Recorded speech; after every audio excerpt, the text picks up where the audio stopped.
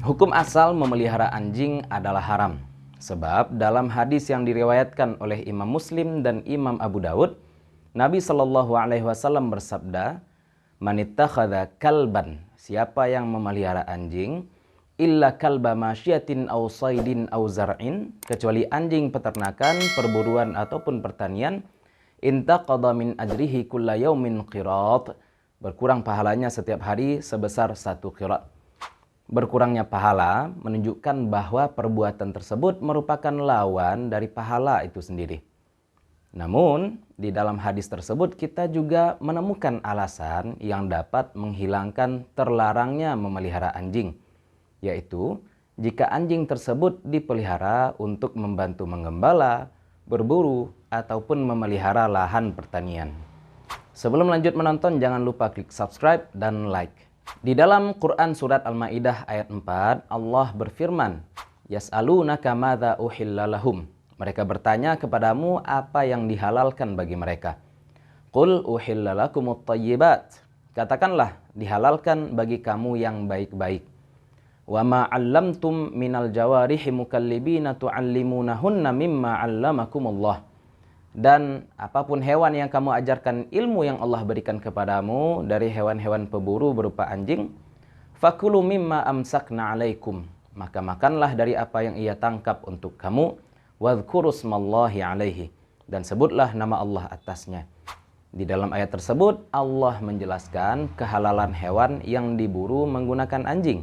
Bahkan salah satu kakek Nabi Shallallahu Alaihi Wasallam yang bernama Asli Hakim lebih dikenal dengan gelar beliau, yaitu Kilab bin Murrah, karena beliau sering berburu menggunakan anjing.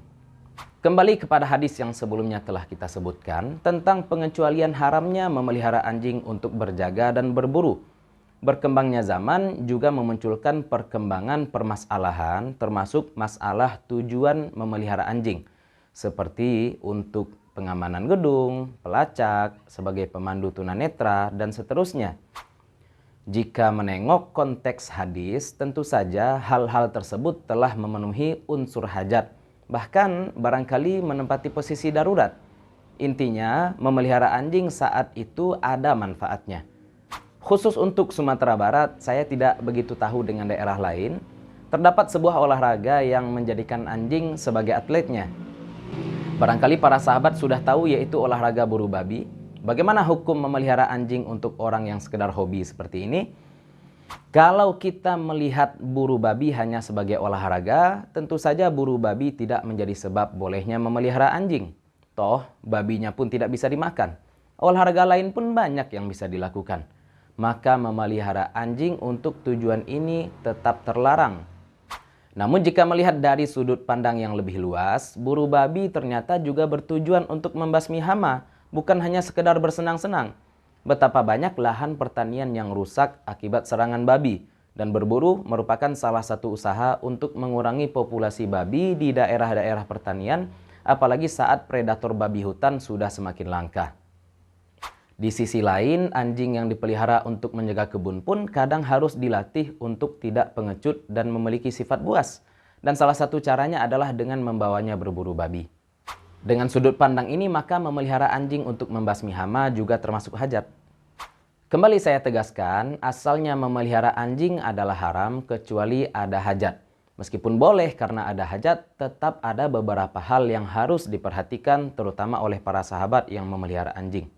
Pertama, hukum memelihara anjing itu boleh karena ada hajat, sehingga jangan sampai hal-hal yang lebih urgen justru dikorbankan.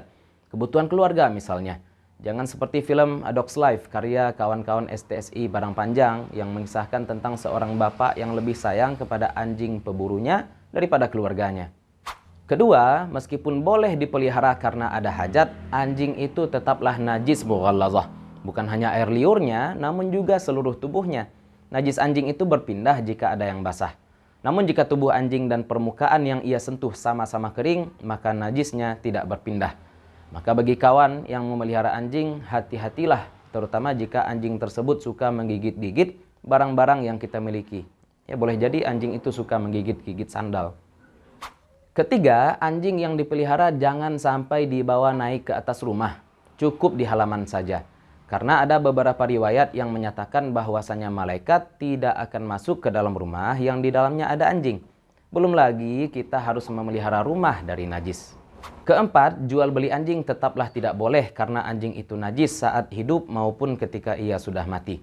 Jika ada hajat untuk memelihara anjing yang sudah dididik sedemikian rupa untuk berburu ataupun untuk melacak, maka bisa dengan memakai ataupun menjadikan hal lain yang mubah sebagai objek akad, semisal upah mendidik dan lain sebagainya.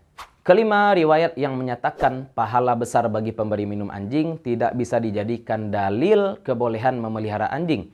Sebab anjing yang disebutkan di dalam hadis tersebut bukan dipelihara, namun diberi minum. Maka anjing yang jelas tak punya faidah kecuali hanya untuk kebutuhan tertier, seperti chihuahua, tetap tidak boleh dipelihara. Keenam, anjing memang najis, memeliharanya memang haram. Namun anjing bukanlah hewan hina. Sehingga kita tidak boleh asal-asalan menyiksa ataupun membunuh anjing. Memang Nabi Muhammad juga menganjurkan untuk membunuh beberapa hewan, salah satunya adalah anjing. Namun bukan sembarang anjing. Anjing yang disunahkan untuk dibunuh adalah anjing akur. Akur, yaitu anjing yang suka mengganggu seperti anjing gila ataupun anjing yang terlalu agresif.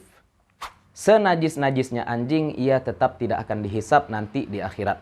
Maka dalam pendidikan akhlak, melihat anjing pun kita tidak boleh sombong, apatah lagi jika ternyata sejarah membuktikan bahwa anjing berjasa karena bersiaga menjaga Ashabul Kahfi meskipun dalam kondisi tidur. Lalu, di mana posisi kita? Wallahu ta'ala a'la wa a'lam, wallahul muwaffiqu ila aqwamit thariq, fastabiqul khairat, wassalamualaikum warahmatullahi wabarakatuh. Jangan lupa subscribe, like, komen, dan share. Semoga bermanfaat.